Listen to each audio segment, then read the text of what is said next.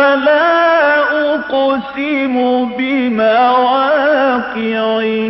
النجوم وإنه لقسم لو تعلمون عظيم إنه لقرآن كريم في كتاب مكنون لا يمسه إلا المطهرون تنزيل من رب العالمين.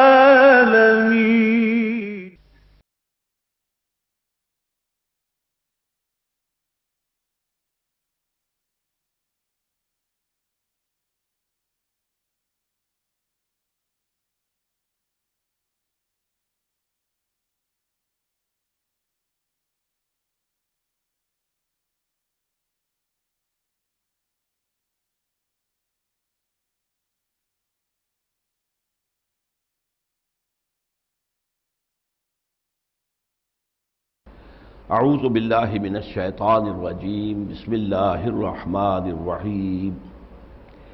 وبکفرہم وقولہم علی مریم بہتانا عظیما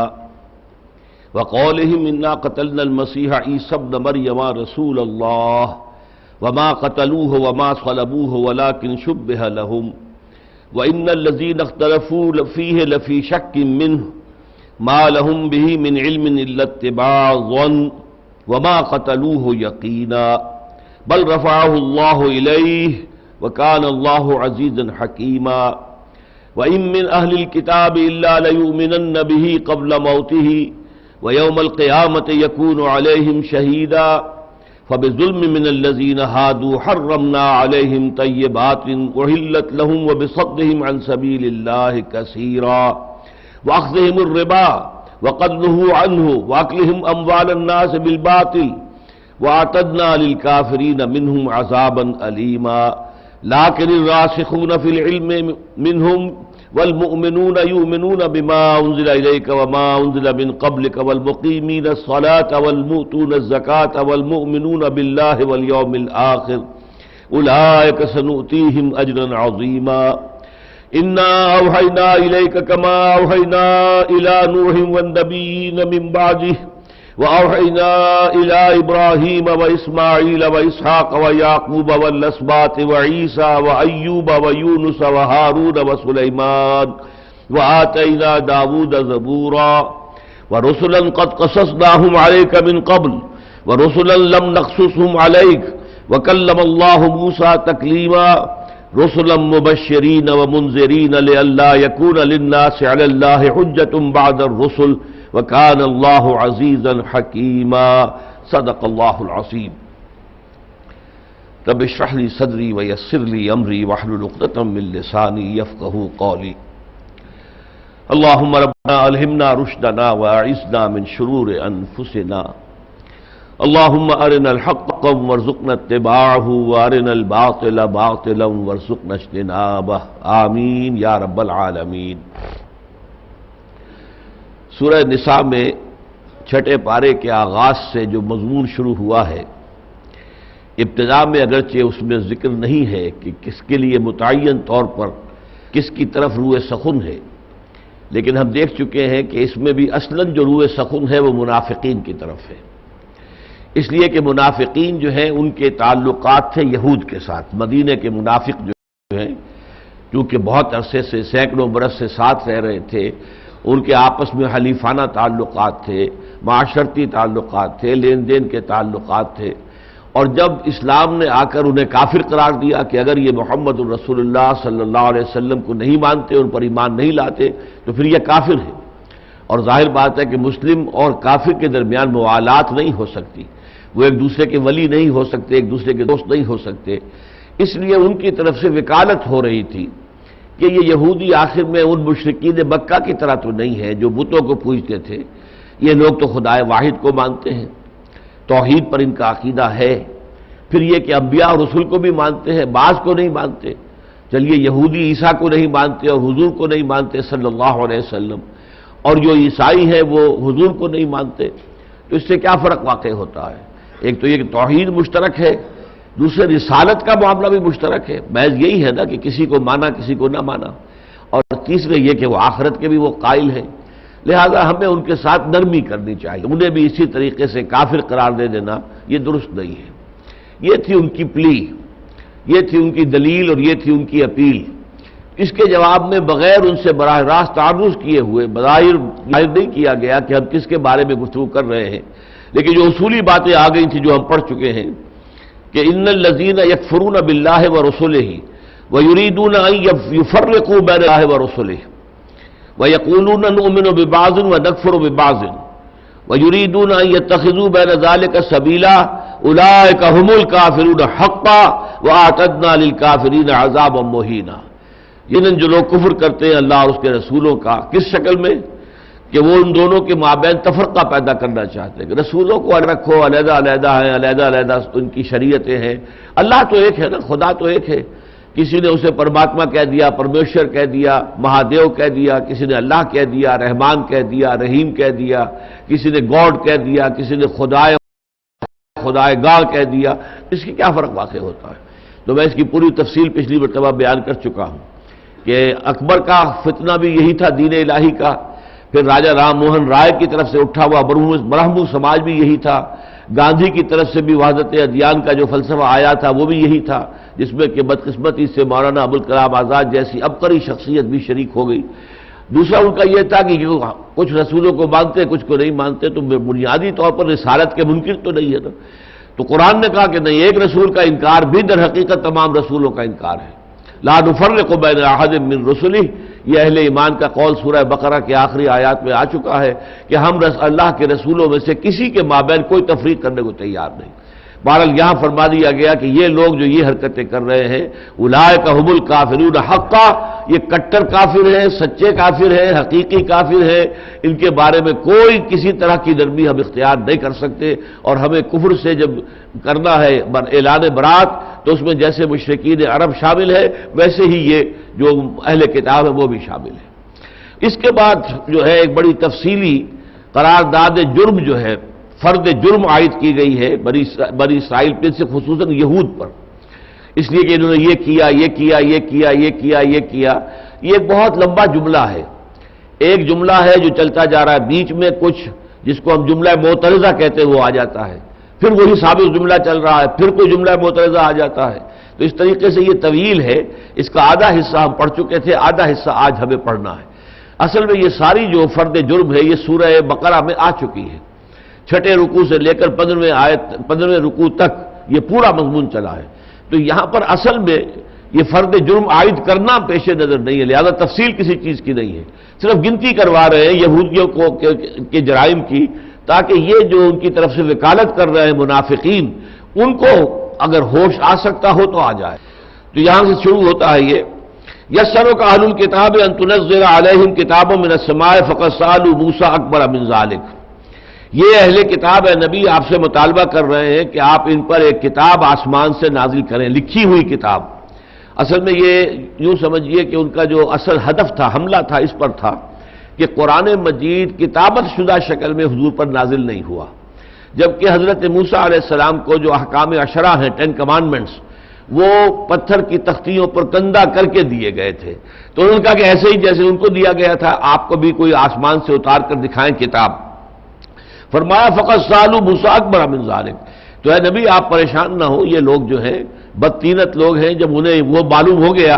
کہ یہ جو ان کو دی گئی ہے کتاب تورات وہ اس طرح لکھی ہوئی بھی ہے، تو وہاں انہوں نے ایک اور مطالبہ کر دیا۔ انہوں نے موسیٰ تو اس سے بھی کہیں بڑھ کر مطالبہ کیا تھا موسیٰ سے علیہ السلام، فقالوا ارنا اللہ جہرۃ، تو انہوں نے کہا تھا اچھا ہمیں اللہ دکھاؤ عیاناً، تم کہتے ہو اللہ سے بات ہوئی، ہم کیسے مان لیں کہ اللہ سے بات ہوئی، ہمیں بھی دکھاؤ اللہ۔ فاخذتهم الصاعقۃ بظلمهم، تو ان کے اس ظلم اس گناہ کی پاداش میں انہیں ایک کڑک نے آ پکڑا۔ ثم اتخذوا العجل من بعد ما جاءتهم البینات، پھر اس کے بعد کہ ان کے پاس واضح تعلیمات آ گئی تھی انہوں نے بچڑے کو معبود بنا لیا۔ فعفونا عن ذلک، تو لیکن ہم نے پھر بھی انہیں معاف کیا اس کے باوجود. وَآتَيْنَا مُوسَىٰ سُلْطَانًا مُبِينًا، اور موسیٰ کو تو ہم نے بہت واضح سند عطا کی تھی. یعنی ان کے پر جو معجزے ان پر نازل ہوئے ہیں، 9 معجزے تو وہ تھے جو یہ بنی اسرائیل ابھی مصر میں تھے کہ دیکھ چکے تھے. پھر ان کی نگاہوں کے سامنے سمندر پھٹا ہے عصا کی ایک ضرب سے، پھر عصا کی ایک ضرب سے 12 چشمے جو ہے وہ ایک چٹان سے بہہ نکلے ہیں. تو یہ سارے معجزات انہوں نے دیکھے ہیں، اس کے باوجود جو ہے یہ ان پر ایمان نہیں لائے، اور انہوں نے مطالبہ کیا کہ ہمیں اللہ کو دکھاؤ عیاناً. وَرَفَعْنَا فَوْقَهُمُ الطُّورَ، اور ہم نے ان کے اوپر طور کو اٹھا لیا تھا، معلق کر دیا تھا. بِمِيثَاقِهِمْ، جبکہ ان سے ہم عہد لے رہے تھے، قول و قرار لے رہے تھے. وَقُلْنَا لَهُمُ ادْخُلُوا الْبَابَ سُجَّدًا، اور ہم نے ان سے کہا تھا کہ دروازے میں فاتح کی حیثیت سے داخل ہو تو سروں کو جھکائے ہوئے داخل ہونا. وَقُلْنَا لَهُمْ لَا تَعْدُوا فِي السَّبْتِ، پھر ہم نے انہیں یہ بھی حکم دیا تھا کہ ہفتے کے احکام کے اندر کوئی زیادتی نہ کرنا. وَأَخَذْنَا مِنْكُم مِيثَاقًا غَلِيظًا، اور ہم نے ان سے عہد لے لیا تھا بہت گاڑھا، بہت پختہ میثاق. اب یہاں سے چل رہا ہے وہ جملہ فَبِمَا نَقْضِهِمْ مِيثَاقَهُمْ، تو بسبب اس کے کہ انہوں نے اپنے عہد کو اور قول و قرار کو توڑا. وَكُفْرِهِمْ بِآيَاتِ اللَّهِ، اور بسبب اس کے کہ انہوں نے کفر کیا اللہ کی آیات کا. وَقَتْلِهِمُ الْأَنْبِيَاءَ بِغَيْرِ حَقٍّ، اور بسبب اس کے کہ انہوں نے قتل کیا نبیوں کو ناحق.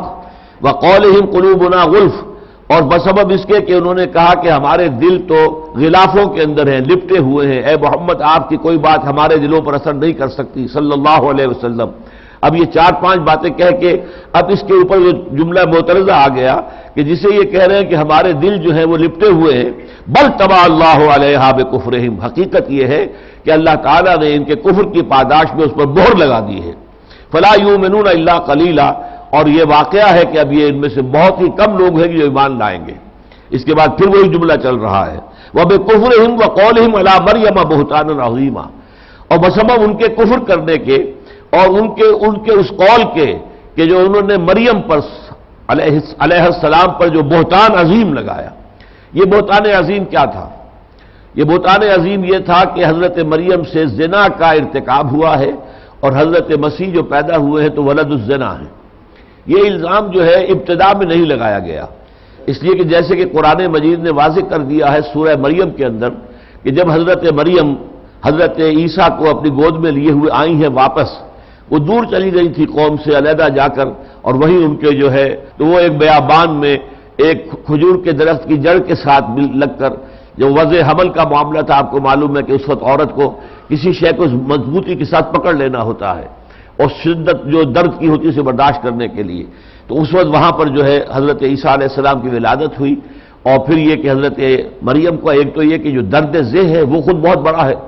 پھر یہ فکر لاحق تھا کہ میں کیا کروں گی، یہ میں اس بچے کو لے کر اپنی قوم میں واپس جاؤں گی تو میں کیا منہ دکھاؤں گی، کیا کہیں گے لوگ، کیسے مانیں گے کہ یہ میرے کسی زنا کا یا غلط حرکت کا نتیجہ نہیں ہے، بلکہ یہ تو اللہ تعالیٰ کی طرف سے خاص القاء ہوا ہے مجھے کلمہ اس کا، اور اس کے نتیجے میں یہ میرا حمل ٹھہرا تھا، تو کون مانے گا اس کو. تو یہ جو ایک یوں سمجھیے کہ ایک فکر اور ایک غم اور ایک رنج، تو اس وقت پھر یہ ہے کہ جو حضرت مسیح علیہ السلام تھے ان کے گویا کے نیچے، تو انہوں نے پکار کر کہا کہ امی آپ پریشان نہ ہو، یہ جو اعتراضات وغیرہ ہوں گے اس کا جواب میں دے لوں گا. لہذا حضرت عیسیٰ کو لے کر جب وہ واپس آئیں اور لوگوں نے کہا یا مریم لقد جئت شیئا امرا، یہ تو بہت بری حرکت تم کر لی ہو، یہ تم نے ایسا کام کیا ہے، نہ تمہاری ماں کوئی بدکار عورت تھی، نہ تمہارا باپ کوئی برا آدمی تھا. ماں کانا ابو کا امرا سوئن وما کانت امک بغیہ، یہ کیا ہے، کیا کیا تم نے، یہ تم نے زنا کیا، تمہاری تو شادی ابھی ہوئی نہیں تھی. اچھا، اس میں جو انجیل کا جو موقف ہے متی کی انجیل کا وہ یہ ہے کہ حضرت مریم کا رشتہ ہو گیا تھا، یہ یوسف نجار ایک بڑھئی تھے یوسف بنی اسرائیل میں سے یہودی، تو ان سے رشتہ ہو گیا تھا لیکن ابھی شادی نہیں ہوئی تھی. ایک روایت یہ ہے کہ نکاح ہو گیا تھا، ابھی رخصتی نہیں ہوئی تھی، لیکن رخصتی سے پہلے اگر کوئی تعلق زن و شو ہوتا ہے تو ظاہر بات ہے کہ وہ تو پھر زنا ہے. تو لہذا چونکہ ابھی تک رخصتی نہیں ہوئی تھی یا شادی نہیں ہوئی تھی بالفعل، لہذا اب سوال یہ تھا کہ یہ بچہ پھر کہاں سے آ گیا، یہ تو کوئی ناجائز تعلق کے نتیجے میں آیا ہے. اس پہلو سے اللہ تعالیٰ نے ان کی طرف سے اپنی برات کا اعلان کر دیا، حالانکہ پنگوڑے میں تھے. ہم کیسے بات کریں اس سے، کیف نکلم من کان فی المہد صبیا، اے مریم تم کہتی ہو کہ یہ بتائے گا تمہیں، اشارہ کر دیا فاشارت الیہ قالوا کیف نکلم من کان فی المہد صبیا، جو ابھی گود کے اندر ہے، بچہ ہے، ہم کیسے بات کریں اس سے، یہ کیسے بتائے گا؟ تو وہ اپنے اس گود میں پنگھوڑے کے اندر سے بولے ہیں حضرت عیسیٰ، بچے، وہ چھوٹے سے بچے، وہ معصوم سا بچہ، انی عبد اللہ آتانی الکتاب وجعلنی نبیا، میں اللہ کا بندہ ہوں، اللہ نے مجھے کتاب عطا فرمائی ہے، یعنی انجیل جو ابھی عطا ہونی ہے لیکن پیش کی جو ہے خبر دے رہے ہیں، اور اس نے مجھے نبی بنایا ہے، وجعلنی نبیا وجعلنی مبارکا اینما کنت واوصانی بالصلاۃ والزکاۃ ما دمت حیا، اور اس نے مجھے مبارک قرار دیا ہے جہاں کہیں بھی ہوں گا، جس حال میں بھی ہوں گا، اور مجھے وصیت کی ہے اس نے کہ نماز اور زکوٰۃ کے نظام کو قائم کروں۔ تو یہ ساری باتیں جو حضرت مسیح نے ایک بچے کی حیثیت سے کی، تو اس سے ظاہر بات ہے کہ لوگوں کے جو ہے وہ تمام زبانیں بند ہو گئی، اتنا بڑا معجزہ تاریخ انسانی میں کبھی ہوا ہی نہیں۔ لہذا جب تک حضرت مسیح جوان نہیں ہو گئے اس وقت تک کسی نے اس طرح کا کوئی الزام نہیں لگایا، کسی نے نہیں کہا یہ تو ولد الزنا ہے، یا یہ فلاں ہے، یا یہ فلاں ہے، یا بغیر رخصتی کے یہ بچہ پیدا ہو گیا تو یقیناً یہ پھر جائز نہیں ہے، ناجائز اولاد ہے، کسی نے نہیں کہا۔ البتہ جب حضرت مسیح علیہ السلام 30 برس کے ہو گئے اور اللہ تعالیٰ نے انہیں مامور کر دیا کہ اب آپ اپنی رسالت اور نبوت کا اعلان کریں، اور اس کے بعد انہوں نے خاص طور پر یہود کے علماء پر تنقیدیں کی کہ تم کیا کرتے ہو، تم مچھر چھانتے ہو اور سموچے اونٹ نگل جاتے ہو، بڑی بڑی حرام چیزیں جو ہے تم نگل رہے ہو اور چھوٹی چھوٹی چیزوں پہ لڑ رہے ہو، جیسے ہمارے ہاں ہوتا ہے سود تم بھی لو میں بھی لوں گا، ہاں رفع یدین پر جھگڑا رہے گا ہمارا اور تمہارا، تم نہیں کرو گے تو تم اور ہو ہم اور ہے، یا تم کرو گے تو تم اور ہو ہم اور ہے، تو چھوٹی چیزوں پر جھگڑ رہے ہیں، اور سود جیسی جو خبیث شے ہے وہ دونوں اس کا کاروبار کر رہے ہیں۔ تو یہی معاملہ ہوتا ہے کسی مسلمان امت میں جب وہ بگڑتی ہے اور زوال پر آ جاتی ہے، تو پھر یہ ہے کہ بڑے بڑے گناہ تو وہ کرتی ہے، چھوٹی چھوٹی چیزوں کے اوپر مین میخ نکالتی ہے اور اس میں بال کی کھال اتارتی ہے۔ تو جب یہ تنقیدیں کی کہ اے علماء، یہود کے عالموں اور صوفیوں اور راہبوں اور فقیہوں اور فریسیوں، تمہاری مثال تو ان قبروں کی سی ہے جن کے اندر گلی سڑی ہڈیوں کے سوا کچھ نہیں ہوتا، لیکن اوپر انہیں خوب سفیدی کی ہوئی ہے، یا اس کے اوپر جو ہے کوئی عالی شان مقبرہ تعمیر کیا ہوا ہے، اور حالانکہ اندر جو ہے سوائے گلی سڑی ہڈیوں کے اور کچھ نہیں۔ تو جب یہ تنقیدیں کی تو اب انہیں جو ہے اپنے دفاع کے اندر حضرت مسیح علیہ السلام پر کاؤنٹر اٹیک جو ہے جس کو سمجھنا چاہیے، جوابی حملہ کیا، اور جوابی حملے میں پہلی بات یہی کہی کہ یہ تو ولد الزنا ہے، یہ تو یوسف نجار کا بیٹا ہے، لیکن یوسف نجار کا بیٹا ہونے کا ناطے سے یہ اس لیے ولد الزنا ہے کہ ابھی مریم کی اور یوسف نجار کی شادی تو ہوئی نہیں تھی جبکہ اس کی ولادت ہوئی ہے، لہذا یہ تو در حقیقت یہ ولد الزنا ہے۔ اور اس کے بعد ان کے اوپر جب انہوں نے معجزے اپنے دکھانے شروع کیے تو کہا یہ جادوگر ہے، یہ شیطانوں کا سردار ہے، اور اس شیطانوں کے سردار کی مدد سے یہ در حقیقت یہ معجزے دکھاتا ہے، یہ واجب القتل ہے۔ تو یہ ہے جس کا کہ یہاں حوالہ دیا جا رہا ہے کہ وہ بکفرہم، ان کے کفر کے باعث یا سبب، وقولہم علی مریم بہتانا عظیما، اور ان کا وہ بات کہنا جو حضرت مریم پر ایک بہت بڑا بہتان بن گئی، وقولہم انا قتلنا المسیح عیسی ابن مریم رسول اللہ، وقولہم، اور بسبب ان کے یہ کہنے کے انا قتلنا المسیح عیسی ابن مریم، ہم نے قتل کیا ہے مسیح کو جو عیسیٰ ہے ابن مریم، مریم کا بیٹا، رسول اللہ، اللہ کے رسول کو، وما قتلوہ وما صلبوہ، حالانکہ نہ انہوں نے اسے قتل کیا نہ اسے سولی دی، ولکن شبہ لہم، بلکہ یہ تو ان کے لیے شبیہ بنا دی گئی، ایک صورت ایسی بنا دی گئی، مشابہت پیدا کر دی گئی۔ وَإِنَّ الَّذِينَ اخْتَلَفُوا فِيهِ لَفِي شَكٍّ مِّنْهُ، اور جو لوگ ان کے بارے میں اختلافات میں مبتلا ہیں وہ یقیناً شک کے اندر مبتلا ہیں، ان کے پاس کوئی ظن کے سوا کوئی یقینی علم نہیں ہے۔ مَا لَهُم بِهِ مِنْ عِلْمٍ، ان کے پاس کوئی علم نہیں ہے، کوئی سند نہیں ہے اپنے قولوں کی، میں ابھی تفصیل بیان کروں گا۔ علم الا اتباع الظن، سوائے ظن کے اور قیاس کے گھوڑے دوڑا رہے ہیں۔ وما قتلوہ یقینا، اور انہوں نے ہرگز انہیں قتل نہیں کیا، بل رفعہ اللہ الیہ، بلکہ اللہ نے انہیں اٹھا لیا اپنی جانب، وکان اللہ عزیزا حکیما، اور یقیناً اللہ تعالیٰ زبردست ہے، حکمت والا۔ اب یہاں جو سب سے پہلا جملہ آ رہا ہے وقولہم انا قتلنا المسیح عیسی ابن مریم، اور بسبب ان کے یہ کہنے کے کہ ہم نے قتل کر دیا عیسیٰ کو جو مسیح ہے ابن مریم ہے۔ اس کے بعد جو الفاظ آئے ہیں رسول اللہ، یہ ان کا قول نہیں ہے، بلکہ یہ پھر وہی جملہ معترضہ ہے۔ اچھا، ان کا کہنا یہ ہے کہ انہوں نے اللہ کے رسول کو قتل کیا ہے، اتنا بڑا دعویٰ، اللہ کے رسول کو قتل کر سکتے ہیں؟ حالانکہ وہ ظاہر بات ہے اگر اللہ کا رسول مانتے انہیں تو کیوں قتل کرتے؟ ظاہر بات ہے کہ یہ قول ان کا نہیں ہے، یہ قول در حقیقت اللہ کی طرف سے تبصرہ ہے کہ اچھا ان کی یہ جسارتیں ہیں، یہ کہہ رہے ہیں کہ ہم نے اللہ کے رسول کو قتل کر دیا، حالانکہ اللہ کے رسول انہوں نے تسلیم نہیں کیا تھا۔ اس لیے کہ میں چاہتا ہوں کہ یہ بات آپ پر واضح ہو جائے کہ رسولوں کے باب میں اللہ کی یہ سنت ثابتہ ہے جو قرآن مجید میں متعدد مقامات پر آئی ہے۔ رسول کبھی قتل نہیں ہو سکتے، رسول کبھی مغلوب نہیں ہو سکتے۔ ہاں نبی جو رسول نہ ہو، صرف نبی ہو، اس میں بھی اتفاق ہے بالکل کہ ہر رسول تو نبی ہے، ہر نبی رسول نہیں ہے۔ چنانچہ عام روایت میں یہ ہے کہ 1.25 لاکھ کے قریب انبیاء دنیا میں آئے ہیں، جبکہ ان میں سے رسول صرف 313 تھے، اور یہ دونوں تعدادیں جو ہے جو یہ ہندسے ہیں یہ بہت عجیب ہے اس اعتبار سے کہ 1.25 لاکھ کا مجمع تھا حجۃ الوداع کے موقع پر جبکہ حضور نے اپنا آخری خطبہ دیا ہے، 1.25 لاکھ، اور 313 تھے وہ قدوسی جو جنگ بدر میں حضور کے ساتھ تھے۔ تو 1.25 لاکھ انبیاء کا گویا کے بدل حضور کو جو 1.25 لاکھ صحابہ دیے گئے کہ جو کہ حجۃ الوداع کے اندر موجود تھے، اور 313 رسولوں کے گویا کے بدل وہ 313 صحابی جو بدر میں شریک ہوئے۔ تو یہ ظاہر ہوا ہے کہ ہر نبی رسول نہیں ہے، اور نبی جو ہے وہ قتل ہو سکتا ہے۔ حضرت یحییٰ قتل ہو گئے، سورہ آل عمران میں ہم پڑھ چکے ہیں، حضرت یحییٰ کا ذکر اور حضرت عیسیٰ کا ذکر ساتھ ساتھ آیا ہے، اور ہمیں معلوم ہے کہ حضرت یحییٰ کو قتل کر دیا گیا، حضرت عیسیٰ کو قتل کرنے کی کوشش کی لیکن ہرگز قتل نہیں کر سکے، اس لیے کہ یہ اللہ تعالیٰ کی طرف سے انہیں ایک حفاظت حاصل ہوتی ہے۔ چنانچہ حضرت یحییٰ کے لیے لفظ جو آئے ہیں وہاں پر تعریف کے وہ نبیم من الصالحین پر آ کر ختم ہو جاتے ہیں، رسالت کا ذکر نہیں ہے ان کے بارے میں، یحییٰ کے بارے میں، نبیم من الصالحین۔ تو نبی اور رسول کے اس فرق کو ذہن میں رکھیے کہ رسول قتل نہیں ہو سکتے۔ اس کے لیے جو 2 اہم ترین مقامات ہیں وہ ایک تو ہے سورہ صافات کی آیات ہے 171، 172، 173، وَلَقَدْ سَبَقَتْ كَلِمَتُنَا لِعِبَادِنَا الْمُرْسَلِينَ، یہ بات تو ہماری جانب سے پہلے ہی سے طے شدہ ہے، ہمارے جو مرسلین ہوں گے بندے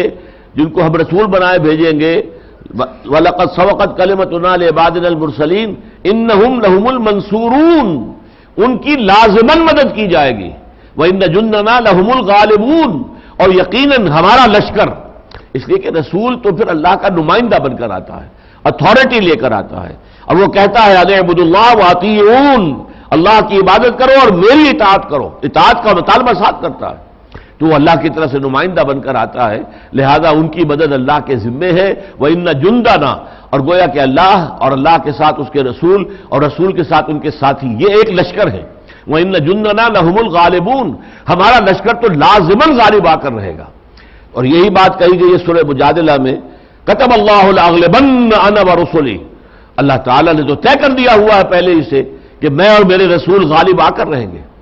یہی وجہ ہے کہ ہم دیکھتے ہیں کہ سورہ قمر میں حضرت نوح علیہ السلام کی فریاد آئی ہے، رب انی مغلوب فانتصر، پروردگار میں تو مغلوب ہوا جا رہا ہوں، یہ کافر مجھ پر غلبہ حاصل کیے جا رہے ہیں، تو اب تو بدلہ لے ان سے، تیرا وعدہ ہے انا لننصر رسلنا، ہم اپنے رسولوں کی لازماً مدد کریں گے، تیرا تو یہ وعدہ ہے، لہذا وعدہ جو ہے تیرا پورا ہونا چاہیے، اب تیری مدد آ جانی چاہیے۔ تو اس اعتبار سے اللہ تعالیٰ کی طرف سے کہا گیا وَقَوْلِهِمْ إِنَّا قَتَلْنَا الْمَسِيحَ عِيسَى ابْنَ مَرْيَمَ رَسُولَ اللَّهِ، اور ان کا یہ کہنا کہ ہم نے عیسیٰ ابن مریم کو جو مسیح ہے قتل کر دیا، اچھا اللہ کے رسول کو قتل کر دیا، یہ ہے ان کا کہنا۔ وَمَا قَتَلُوهُ وَمَا صَلَبُوهُ، اور ہرگز قتل نہیں کیا انہوں نے ان کو، اور نہ ہی صلیب دی ہے، نہ ہی سولی پر چڑھایا ہے، وَلَٰكِنْ شُبِّهَ لَهُمْ، لیکن یہ کہ ان کے لیے ایک مشابہت پیدا کر دی گئی، ایک گھپلے میں مبتلا کر دیا گیا۔ اب یہ گھپلہ کیا تھا، یہ بات اچھی طرح سمجھ لیجئے کہ یہود کے اندر نہیں بلکہ عیسائیوں کے اندر تو متعدد واقعات اس کے ضمن میں مذکور ہیں۔ کسی نے کہا کہ جو پلاٹس پونٹس تھا، جو گورنر تھا رومی، اس کے دربار میں تو پیشی حضرت مسیح ہی کی ہوئی تھی، لیکن اس کے بعد کسی مرحلے پر اللہ تعالیٰ نے مسیح کو نکال لیا اور کسی اور شخص کو اس کی جگہ پر اس کی شکل بنا کر ان کے حوالے کر دیا، تو جو بھی کچھ بیتی ہے بعد میں سولی چڑھنے کی تکلیف اور اس میں جو بھی ان کی بے عزتی ہوئی، توہین ہوئی، وہ تو اگر کبھی آپ یہ جو اس موضوع پر پکچرز بنی ہوئی ہیں ویسٹ کے اندر بہت، سب سے پہلی میں نے 1962 میں دیکھی تھی، دی کنگ آف کنگز، بادشاہوں کا بادشاہ حضرت مسیح علیہ الصلوۃ والسلام، تو بڑی عمدہ پکچر تھی۔ اور چونکہ مجھے انجیل سے شغف رہا ہے، میں اپنے زمانہ طالب علمی میں جبکہ میں ابھی میڈیکل کالج میں پڑھ رہا تھا تو مجھے انجیل سے اور خاص طور پر متی کی انجیل سے بہت شغف رہا ہے۔ اس میں جو ایک واعظ ہے حضرت مسیح علیہ السلام کا، اسے میں سمجھتا ہوں کہ تاریخ انسانی میں اس سے زیادہ بلیغ، اس سے زیادہ مؤثر کوئی اور جو ہے واعظ موجود نہیں ہے۔ اس کی وجہ کیا ہے؟ حضور نے تو واعظ کہے ہی نہیں، حضور تو جہاں جاتے تھے اللہ کی کتاب پیش کرتے تھے، اس سے بہتر کلام تو کوئی ہو ہی نہیں سکتا۔ ان خیر الحدیث کتاب اللہ وخیر الہدی ہدی محمد صلی اللہ علیہ وسلم، ہدایت لو محمد سے، باقی کلام جو ہے، گفتگو جو ہے، بات جو ہے، وہ تو اللہ کی کتاب سب سے بہتر ہے، بجائے اس کے کہ جا کے اپنی تقریریں بھگارو، جاؤ اور قرآن مجید دنیا کے سامنے پیش کرو۔ تو اس اعتبار سے کوئی خاص مواعظ حضور کے ہمیں نہیں ملتے، بہت چھوٹے چھوٹے خطبات جمعہ کے اندر کچھ جملے ہیں جو آ جاتے ہیں، بہت معمولی ایک خطبے کے بارے میں آتا ہے، لیکن وہ ہمارے پاس محفوظ نہیں ہے کہ بہت طویل خطبہ آپ نے دیا تھا کہ اپنے زمانے سے لے کر اور آپ نے قیامت تک کے واقعات جو ہیں اس میں بیان کیے تھے، لیکن یہ کہ اس کی ہمارے پاس ریکارڈ موجود نہیں اس خطبے کا، کہیں کسی حدیث کی کتاب میں اس کی تفصیلات موجود نہیں۔ لیکن حضرت مسیح کا جس کو کہتے ہیں پہاڑی کا واعظ، سرمن آف دی ماؤنٹ، تو یہ جو کوہ زیتون ہے یروشلم کے اندر، بیت المقدس کے اندر، اس پر چڑھ کر آپ نے وہ واعظ دیا تھا۔ واعظ جیسے کہ حضور نے سب سے پہلا جو عوامی واعظ کہا تھا یا تقریر کی تھی وہ کوہ صفا پر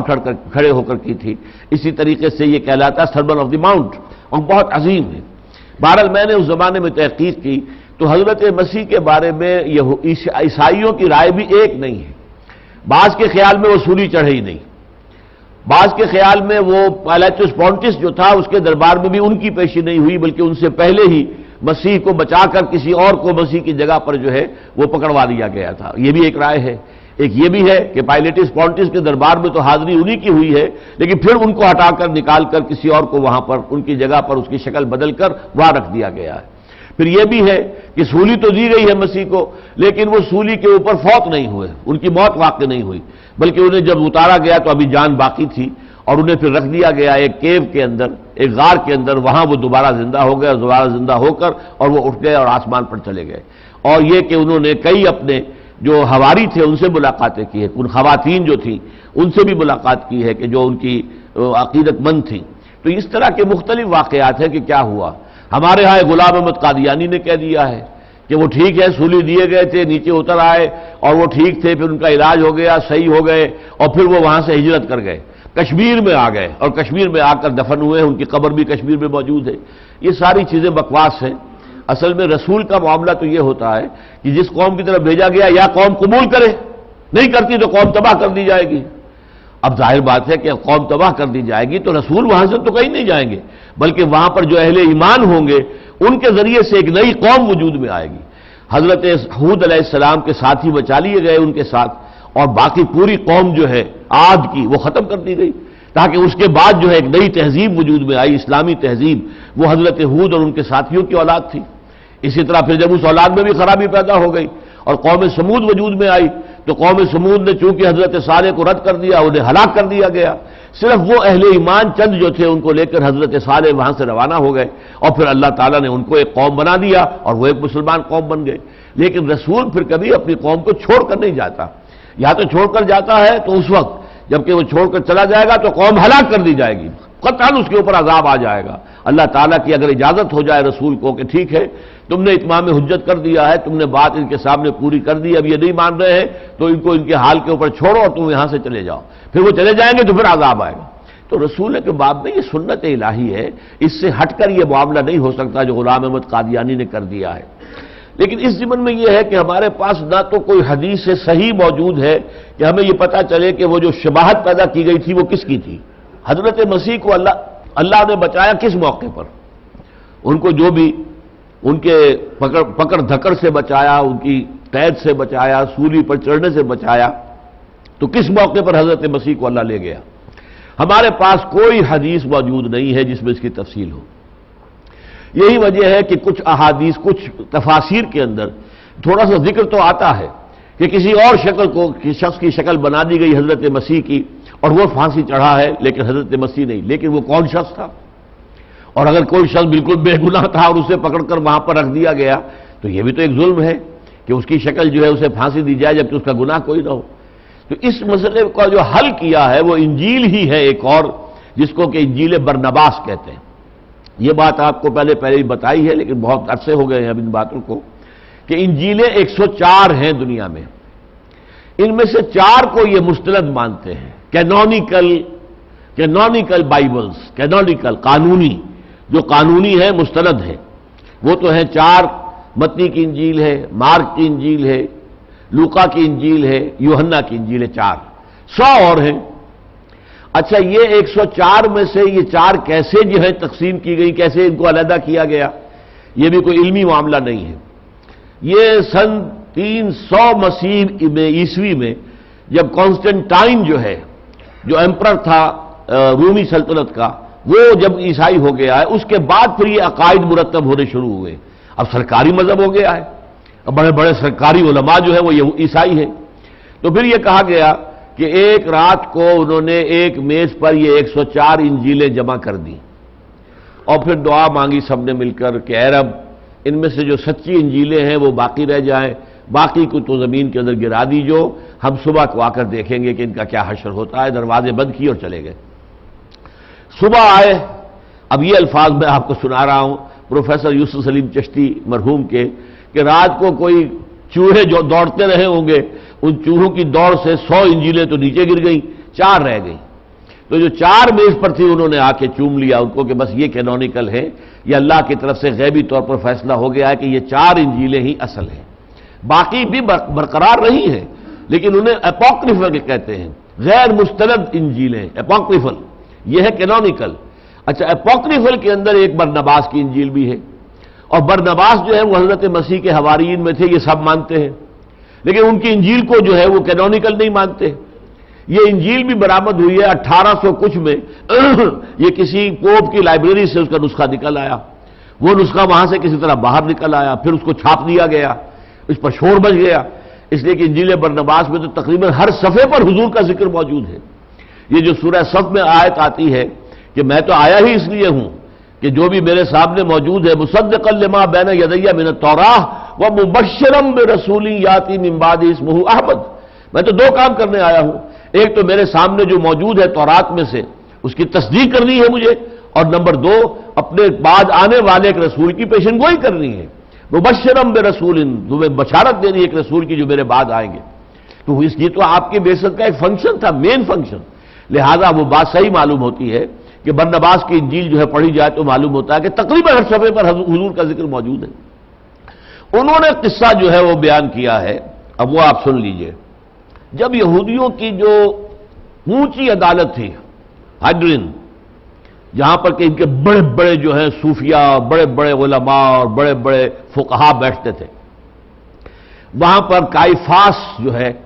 کائفاس وہ تھا ان کا سب سے بڑا مجاور سمجھ لیجئے، سب سے بڑا صوفی، مفتی، فقیہ جو چاہیں کہ، اس کی صدارت میں اجلاس ہوا اور کہا کہ حضرت مسیح کو اب قتل کر دیا جائے، اور یہ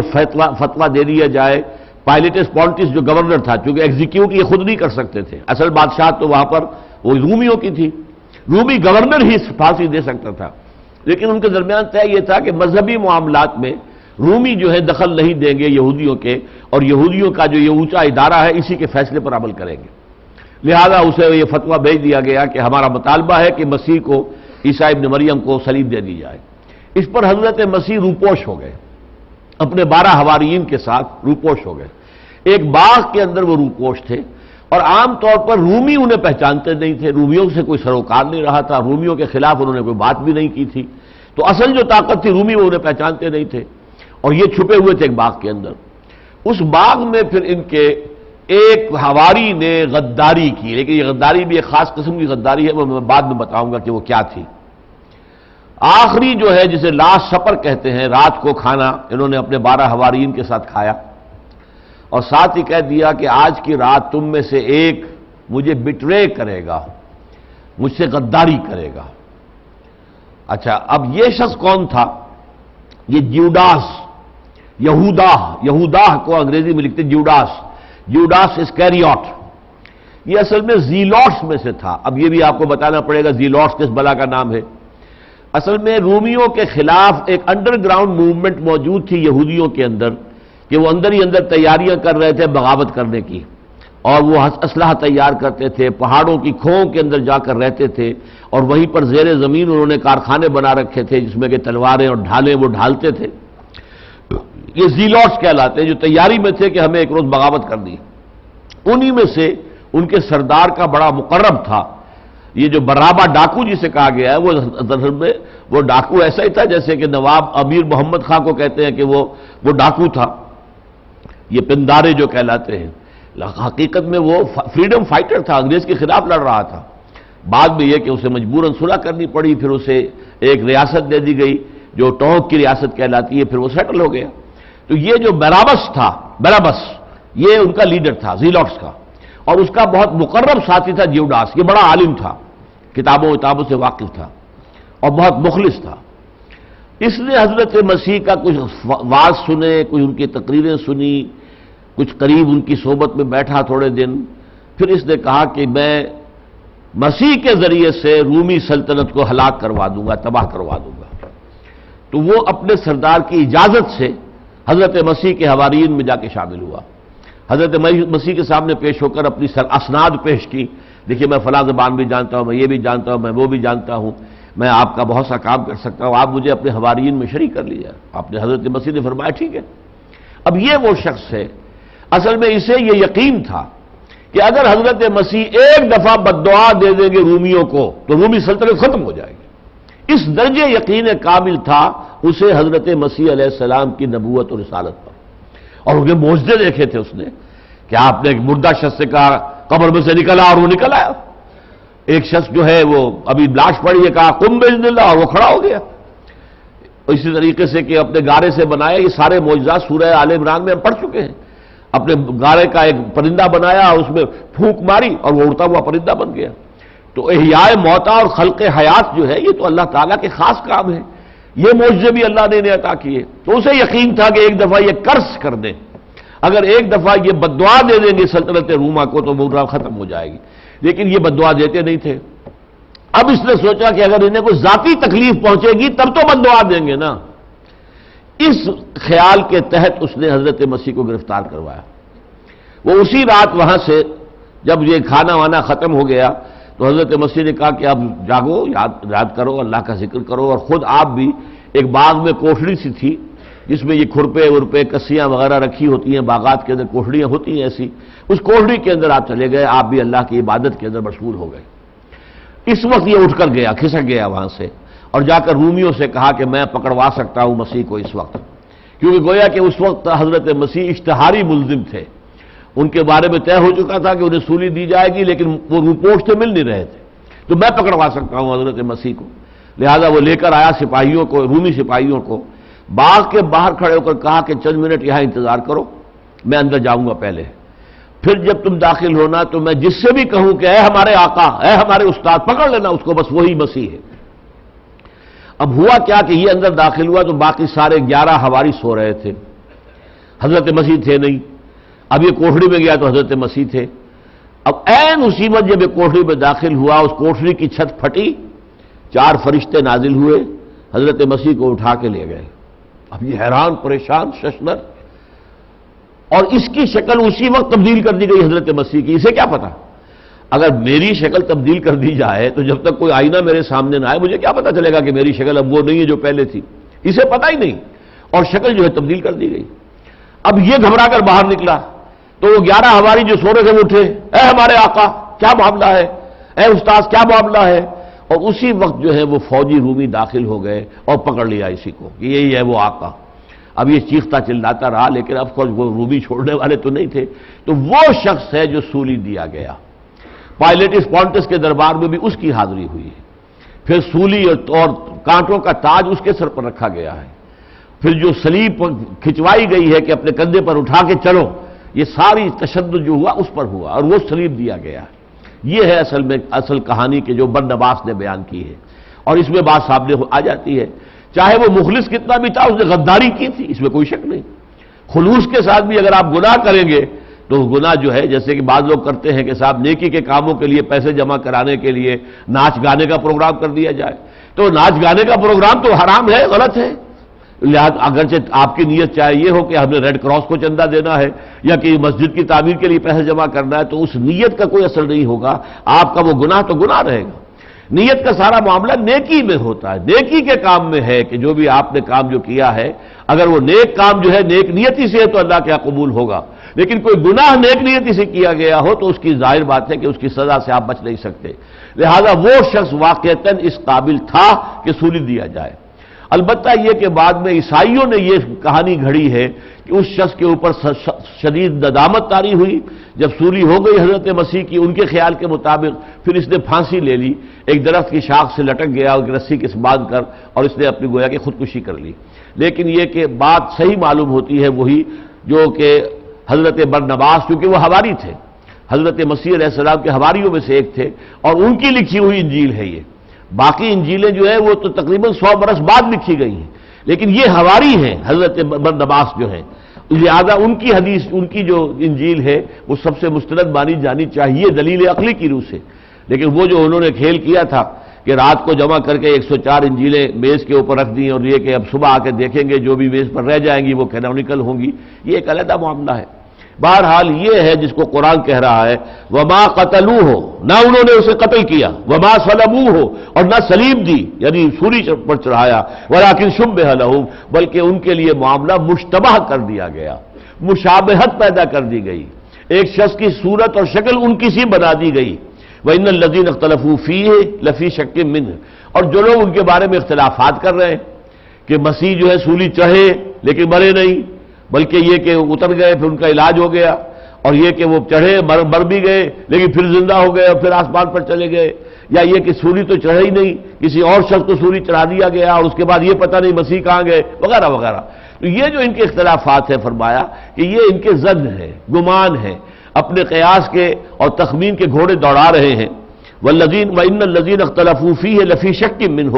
یہ شک کے اندر پڑے ہوئے ہیں، مَا لَهُم بِهِ مِنْ عِلْمٍ، ان کے پاس کوئی علم نہیں ہے، کوئی سند نہیں ہے، إِلَّا اتِّبَاعَ الظَّنِّ، سوائے اس کے کہ وہ ظن کی پیروی کر رہے، گمان اپنے، یہ گمان کے ظن و تخمین کے جو ہے گھوڑے دوڑا رہے ہیں۔ وَمَا قَتَلُوهُ يَقِينًا، ایک بات یقینی ہے کہ انہوں نے قتل نہیں کیا اس کو، حضرت مسیح کو، یعنی ان کا یہ کہنا جو ہے وَقَوْلِهِمْ إِنَّا قَتَلْنَا الْمَسِيحَ عِيسَى ابْنَ مَرْيَمَ رَسُولَ اللَّهِ ہے۔ اب اس کے بعد یہ کیا تھا؟ جملہ معترضہ تھا، وَمَا قَتَلُوهُ وَمَا صَلَبُوهُ وَلَكِنْ شُبِّهَ لَهُمْ وَإِنَّ الَّذِينَ اخْتَلَفُوا فِيهِ لَفِي شَكٍّ مِّنْهُ مَا لَهُم بِهِ مِنْ عِلْمٍ إِلَّا اتِّبَاعَ الظَّنِّ وَمَا قَتَلُوهُ يَقِينًا بَلْ رَفَعَهُ اللَّهُ إِلَيْهِ وَكَانَ اللَّهُ عَزِيزًا حَكِيمًا، بلکہ اللہ نے اٹھا لیا انہیں اپنی طرف، اور اللہ زبردست ہے اور کمال حکمت والا۔ اب یہ معاملہ بھی یہ وہ چیز ہے کہ جو ہمارے اور عیسائیوں کے درمیان مشترک ہے، یہ نوٹ کر لیجئے۔ حضرت عیسیٰ کی شخصیت کے بارے میں ہمارے اور عیسائیوں کے بارے میں کے درمیان جو ہے بہت اتفاق ہے۔ مثلا دی ورجن برتھ، بغیر شادی کے، بغیر کسی تعلق زن و شوق کے پیدائش ہوئی ہے، اللہ کا خاص حکم تھا، روح منہ، اللہ کی طرف سے خاص روح تھی، اللہ کا خاص کلمہ تھا، اس کے طور پر حضرت مسیح پیدا ہوئے، یہ کوئی تعلق نہیں تھا، نہ جائز نہ ناجائز، کوئی تعلق نہیں تھا کسی مرد اور عورت کے درمیان، یہ ہمارے ان کے درمیان مشترک ہے۔ ان کے سارے معجزے جو ہیں ہم بھی مانتے ہیں اور عیسائی بھی مانتے ہیں۔ اچھا، ان کا آسمان پر اٹھایا جانا وہ بھی مانتے ہیں، ہم بھی مانتے ہیں۔ فرق کیا ہے؟ وہ یہ سمجھتے ہیں کہ سولی دیے گئے، سولی پر موت واقع ہوئی، پھر اتارے گئے، پھر وہ زندہ ہوئے، پھر گئے، ہم کہتے ہیں سولی دیے ہی نہیں گئے، بس یہ اختلاف ہے۔ اس کے بعد ان کا دوبارہ آنا، سیکنڈ کمنگ آف جیزس، یہ ہمارے اور ان کے درمیان متفق علیہ ہے، حضرت مسیح دوبارہ آئیں گے اور دوبارہ آ کر انہی یہودیوں کو آخری سزا دیں گے۔ یہ یوں سمجھیے کہ جو قانون میں نے آپ کو بتایا تھا کہ جب کسی قوم کی طرف رسول بھیج دیا جائے تو یا تو قوم رسول کو مانے اور یا قوم ہلاک کر دی جاتی ہے، تو یہودیوں کی طرف رسول الی بنی اسرائیل بنا کر حضرت مسیح بھیجے گئے، لیکن یہودیوں نے نہیں مانا، چند لوگ، تو ساری قوم نے تو رد کر دیا، بلکہ جیسا کہ میں نے کہا ان کی شان میں گستاخی کی، حضرت مریم کی جو ہے اس قدر بے حرمتی کی ہے اور کس قدر گھناؤنا الزام ان پر لگایا وغیرہ وغیرہ۔ لیکن یہ کہ اب اس کا مطلب کیا تھا کہ یہود کو ختم ہو جانا چاہیے تھا۔ یہ اللہ کی کوئی خاص حکمت ہے کہ اللہ نے اس مقدمے کو وہی روک دیا، جسے آپ کہتے ہیں کہ یہ جو ہے اپنی جگہ پر یہ فریز کر دیا گیا معاملہ، حضرت مسیح کو اٹھا لیا اور یہودیوں کو ابھی مزید مہلت دے دی۔ اور یہودیوں کو 600 برس کے بعد ایک اور موقع دے دیا گیا حضور کی بعثت پر، اب بھی تم اگر حضور کو مان لو تب بھی تمہارے گناہ معاف کر دیے جائیں گے، اب بھی باز آ جاؤ۔ لیکن یہودی پھر بھی باز نہیں آیا، بدترین دشمن حضور کے یہودی ثابت ہوئے۔ لہذا اب وہ جو اصل قانون ہے اس کا تقاضا پورا ہونا ہے، لیکن وہ قانون حضرت مسیح ہی کے ذریعے سے ہوگا، جیسے کہ حضرت ہود کی نگاہوں کے سامنے ان کی قوم ہلاک کی گئی ہے نا، حضرت صالح کی نگاہوں کے سامنے ان کی قوم ہلاک کی گئی ہے، حضرت نوح کے نگاہوں کے سامنے قوم ہلاک ہوئی ہے، اپنا بیٹا ہلاک ہوا ہے اور غرق ہوا ہے۔ تو یہی معاملہ ہوگا کہ وہی عیسیٰ ابن مریم جو اٹھا لیے گئے تھے زندہ، ہمارے خیال میں بغیر سولی دیے، اس سے جیسا کہ میں نے کہا کہ مجھے صحیح ترین پکچر وہی معلوم ہوتی ہے جو انجیل برنباس کے اندر آئی ہے، وہ آئیں گے دوبارہ اور اس کے بعد یہودیوں کو آخری سزا انہی کے ہاتھوں دی جائے گی، ختم کیے جائیں گے، ایکسٹرمینیشن آف دی جیوز، جیسے کہ قوم ہود، قوم صالح یہ سب کی سب ہلاک ہوئی ہیں، قوم شعیب ہلاک ہوئی ہے، آل فرعون ہلاک ہوئے ہیں، قوم نوح ہلاک ہوئی ہے، اس طریقے سے ان کی ہلاکت ہونی ہے، لیکن یہ ابھی ذرا کچھ دیر کی بات ہے۔ اچھا، اللہ نے یہ کیوں کیا کہ مقدمہ فریز کر دیا؟ اس کا ایک خاص سبب میری سمجھ میں آیا، واللہ عالم۔ اللہ اس امت محمد کو بدترین سزا یہودیوں کے ہاتھوں دے گا۔ تم بہترین امت تھے،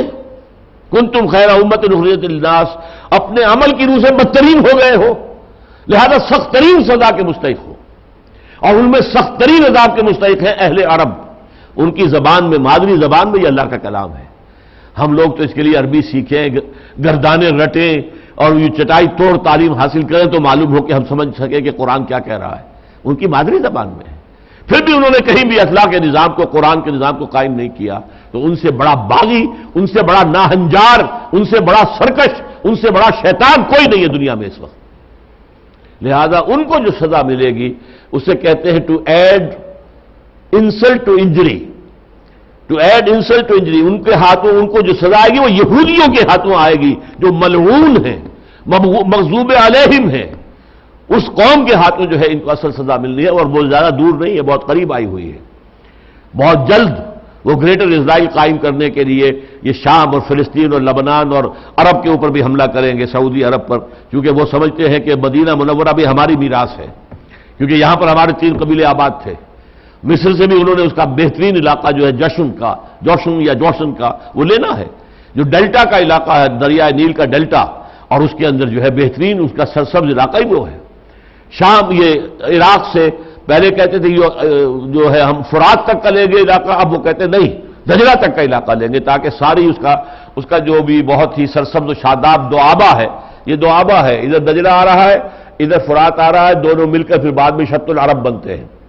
اور ان دونوں کے درمیان یہ دوآبہ ہے۔ اس دوآبے کی زمین سب سے زیادہ زرخیز ہے، بہت آباد ہے، سرسبز و شاداب ہے، یہ بھی ہمارا ہی ہوگا۔ تو یہ کام ہونا ہے، اور لاکھوں نہیں کروڑوں عرب قتل ہوں گے، جس کے بارے میں حضور کی ایک حدیث میں آیا ہے کہ اگر کسی شخص کے 100 بیٹے ہوں گے تو 99 قتل ہو جائیں گے، ایک بچے گا صرف۔ یہ احادیث ہے، کتاب الملاحم، احادیث کی کتابوں میں جو ابواب ہے ملاحم، جنگیں جو ہونے والی ہیں، ان میں جو الملحمۃ العظمیٰ ہے، جسے بائبل کا جو ہے آخری باب ریولیشنز آف سینٹ جان، مکاشفات یوحنا میں آرمگڈون کہا گیا ہے، آرمگڈون ہوگی اور اس کے نتیجے میں بڑا اسرائیل جو ہے وجود میں آ جائے گا، اگرچہ بالآخر وہ بڑا اسرائیل، گریٹر اسرائیل، ان یہودیوں کا گریٹر گریو یارڈ قائم بن کر رہ جائے گا، ان میں سے ایک ایک وہاں پر دفن ہو جائے گا، ختم ہو جائے گا۔ یہ ہونا ہے، لیکن یہ کہ ابھی اس سے پہلے ہماری شامت انہی کے ہاتھوں آنی ہے۔ وَكَانَ اللَّهُ عَزِيزًا حَكِيمًا، اللہ زبردست ہے، حکمت والا ہے، آخر اس کے ہر کام میں کوئی حکمت ہے، کوئی نہ کوئی مقصد ہے، کوئی اس کے پیچھے جو ہے کوئی علت یا کوئی سبب کار فرما ہے، تو اللہ تعالیٰ نے یہ سب کچھ یوں ہی نہیں کیا، اس کا بھی کوئی منطقی نتیجہ نکلنے والا ہے، وہ جو میں نے سمجھا ہے آپ کو بتا دیا ہے۔ وَإِن مِّنْ أَهْلِ الْكِتَابِ إِلَّا لَيُؤْمِنَنَّ بِهِ قَبْلَ مَوْتِهِ، اور کوئی ایک بھی نہیں ہوگا اہل کتاب میں سے جو اس پر ایمان نہ لے آئے اس کی موت سے قبل۔ حضرت مسیح کی موت کب ہوگی؟ موت تو آئی نہیں ان پر، وہ تو زندہ آسمان پر اٹھا لیے گئے۔ یہ تو عیسائیوں کا عقیدہ ہے کہ موت آ گئی اور اس کے بعد زندہ ہو کر چلے گا، ریزریکشن ان کی ہو چکی ہے۔ ہمارے نزدیک موت ہی نہیں آئی، ریزریکشن کا کیا سوال؟ وہ تو دوبارہ آئیں گے، اور پھر آتا ہے وہ شادی بھی کریں گے، ان کی اولاد بھی ہوگی، پھر ان کا انتقال ہوگا، اور وہ حضور ہی کے حجرے میں جس میں کہ حضور دفن ہے وہاں دفن کیے جائیں گے، حضرت مسیح علیہ الصلوۃ والسلام۔ تو ان کی موت سے پہلے اہل کتاب میں سے کوئی بھی نہیں ہوگا جو ان پر ایمان نہ لے آئے. یعنی ظاہر بات ہے اس کے بعد تو اتنا کھل جائے گا معاملہ کہ حضرت مسیح آ کر کہیں گے یہ تم نے خامخواہ کی مائتھولوجی جو ہے اختیار کر لی ہے، میں تو کبھی سولی چڑھائی نہیں اور تم نے سولی کو بنا لیا اپنا نشان. ہر گرجے پہ سولی ہے اور پادری کے جو گردن کے اندر جو ہے ٹنگی ہوئی ہے وہ سولی ہے. کیا تم نے بنا لیا؟ میں یہ سولی کو توڑ دیں گے. وہ یکسر سلیم، کوئی شے نہیں ہے یہ سولی، میں سولی دیا ہی نہیں گیا. وہ یقتل الخنزیر، خنزیر کو قتل کر دیں گے. خنزیر تو حرام تھا، حضرت موسیٰ کی شریعت میں آج بھی حرام ہے. یہودی آج بھی نہیں کھاتے، ان کا کوشر میل اسی لیے تو ہم بھی کھا لیتے ہیں وہاں پر کہ ان کا طریقہ تمام اسلامی طریقہ ہے. سور کے قریب نہیں جاتے. اور دوسری جو جانور حلال ہیں ان کو بھی ذبح کرتے ہیں، سلاٹر نہیں کرتے کہ ایک ہی وار سے کوئی بلیڈ چل رہا ہے اور گردنیں اڑتی جا رہی ہیں، ایسا نہیں ہے. یا جیسے سکھ جو ہے وہ ایک تلوار کے وار سے گردن اڑاتے تھے بکرے کی یا بکری کی، یہ حرام ہے. لیکن یہ کہ جب تک کہ سافٹ جو اجزاء ہیں گردن کے یہ کٹ جائے اور خون بہہ جائے جسم میں سے، جو کہ نجس ہے، خون نجس ہے، لہذا اس کا نکل جانا ضروری ہے. وہ تو رائگر مارٹس جب ہوتا ہے، جب وہ تڑپتا ہے جانور تو اس سے جو ہے سکویز ہو کر تمام ٹیشوز میں سے بلڈ نکلتا ہے باہر اور تب وہ جو گوشت ہے وہ پاک ہوتا ہے. یہ سارے طریقے یہودیوں کے اندر آج بھی موجود ہیں. لہذا اس معاملے کے اندر سمجھ لیجئے کہ یہ حضرت مسیح آ کر اس کو حرام کر دیں گے، خنزیر کو، اور صلیب کو توڑ دیں گے. گویا کہ عیسائیت ختم ہو جائے گی، عیسائیت اسلام ہی میں شامل ہو جائے گی. اور یہودی جنہوں نے حضرت مسیح کو بھی اپنے خیال میں سولی چڑھوایا تھا اور جو سب سے بڑے دشمن تھے محمد رسول اللہ کے بھی صلی اللہ علیہ وسلم، ان کو قتل کر دیا جائے گا. اور وہ دجال اکبر جو ان کا ایک بہت بڑا لیڈر ہوگا وہ حضرت مسیح علیہ السلام کے ہاتھوں قتل ہوگا. یہ سب ہونا ہے. وَإِن مِّنْ أَهْلِ الْكِتَابِ إِلَّا لَيُؤْمِنَنَّ بِهِ قَبْلَ مَوْتِهِ، اور نہیں ہوگا کوئی بھی اہل کتاب میں سے، نہ یہودی نہ عیسائی. عیسائی اگرچہ کہتے ہیں کہ ہمارا ان پر ایمان ہے، لیکن ایمان تو وہ اپنے خیال میں اللہ کے بیٹے کا پر ایمان رکھیں گے، اللہ کے رسول پر تو ایمان نہیں ہے ان کا. وہ تو اللہ کا بیٹا سمجھے بیٹھے ہیں، وہ تو الوہیت میں شامل کرتے ہیں، تشریف بنا دی ہے انہوں نے توحید کی بجائے. لہذا اب اصل ایمان جو ہوگا حضرت مسیح پر وہ اس وقت ہوگا جب وہ دوبارہ آئیں گے. اور پھر عیسائی جو ہے انہیں واقعتاً ان کی اصل حیثیت میں تسلیم کریں گے، بجائے خدا کا بیٹا سمجھنے یا عقیدہ رکھنے کے انہیں اللہ کا رسول مانیں گے، بندہ مانیں گے. انی عبداللہ آتانی الکتاب وجعلنی نبیا وجعلنی مبارکا اینما کنت واوصانی بالصلاۃ والزکاۃ ما دمت حیا. یہ ساری باتیں جو میں نے ابھی آپ کو بتائی تھی سورہ مریم میں آئی ہیں. فرمایا وَيَوْمَ الْقِيَامَةِ يَكُونُ عَلَيْهِمْ شَهِيدًا، اور قیامت کے دن حضرت مسیح ان کے خلاف گواہی دینے والے. اے اللہ انہوں نے مجھے قرار دیا تیرا بیٹا، میں بری ہوں، میں نے کبھی نہیں کہا، میں نے تو وہی کہا تھا جس کا تو نے حکم دیا تھا. یہ سورہ مائدہ کے آخر میں آئے گا. میں نے تو وہی کہا تھا جو تو نے کہا تھا کہ اللہ کی بندگی کرو اور پرستش کرو، کوئی تمہارا معبود اس کے سوا نہیں ہے، وہ اکیلا ہے، واحد ہے، تنہا ہے. قیامت کے دن وہ گواہی دیں گے میں یہ کہہ کر گیا تھا، انہوں نے اگر کوئی غلط حرکتیں کی ہیں تو بہرحال اس کے ذمہ دار وہ خود ہیں. فَبِظُلْمٍ مِّنَ الَّذِينَ هَادُوا، اب دیکھیے پھر وہی جملہ فَبِظُلْمٍ، تو یقیناً بسبب ظلم کے جن لوگوں نے کیا، جو اپنے آپ کو جنہوں نے ہادو کا یہودی بنا لیا. حرمنا علیہم طیبات احلت لہم، ہم نے ان پر بہت سی پاکیزہ چیزیں بھی حرام کر دی جو ان کے لیے حلال کر دی گئی تھی. جانوروں کی پشت کی اور جو چربی ہے وہ حلال تھی، ان پر حرام کر دی گئی. اسی طریقے سے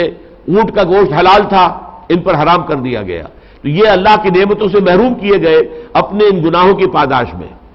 وَبِصَدِّهِمْ عَنْ سَبِيلِ اللَّهِ كَثِيرًا، اور بسبب اس کے کہ وہ اللہ کے راستے سے بہت سے لوگوں کو روکتے رہے، ہٹاتے رہے، ورغلاتے رہے. وَأَخْذِهِمُ الرِّبَا، اور بسبب ان کے سود لینے کے، سود کھانے کے. وَقَدْ نُهُوا عَنْهُ، اب پھر یہ آ گیا دیکھیے جملہ معترضہ، حالانکہ انہیں اس سے روک دیا گیا تھا، منع کیا گیا تھا، سود کو حرام کر دیا گیا تھا. وَأَخْذِهِمْ أَمْوَالَ النَّاسِ بِالْبَاطِلِ، اور بسبب اس کے کہ وہ لوگوں کا مال ہڑپ کرتے رہے ناجائز طریقوں سے. وَأَعْتَدْنَا لِلْكَافِرِينَ مِنْهُمْ عَذَابًا أَلِيمًا،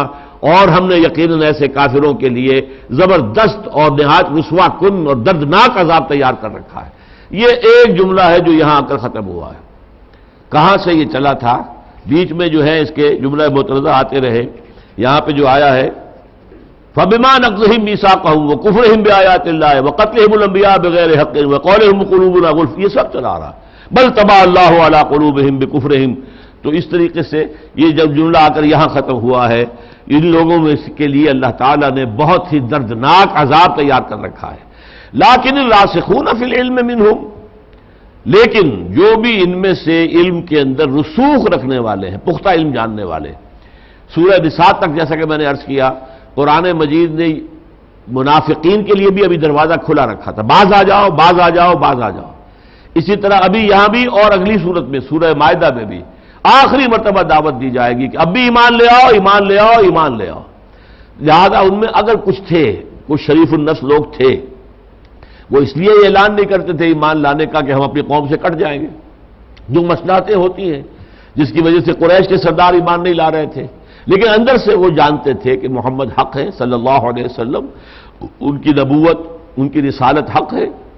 جیسے کہ قرآن کئی مرتبہ کہتا ہے کہ یعرفونہ کما یعرفون ابناہم، وہ تو ایسے پہچانتے ہیں محمد کو صلی اللہ علیہ وسلم جیسے کہ اپنے بیٹوں کو پہچانتے ہیں، لیکن وہ ماننے کو تیار نہیں ہے۔ تو دل میں کسی بات کا ہونا کافی نہیں ہے جب تک اقرار نہ کیا جائے۔ اسلام کی بنیاد اقرار ہے، شہادت، اشہد ان لا الہ الا اللہ واشہد ان محمد رسول اللہ۔ تو دل میں ایمان کا ہونا نافع نہیں ہوگا، نفع نہیں پہنچائے گا جب تک کہ اقرار نہ ہو، اس کا اعلان بھی کیا جائے۔ تو فرمایا ان میں سے البتہ جو علم میں رسوخ رکھنے والے ہیں، والمومنون، اور جو اہل ایمان ہیں،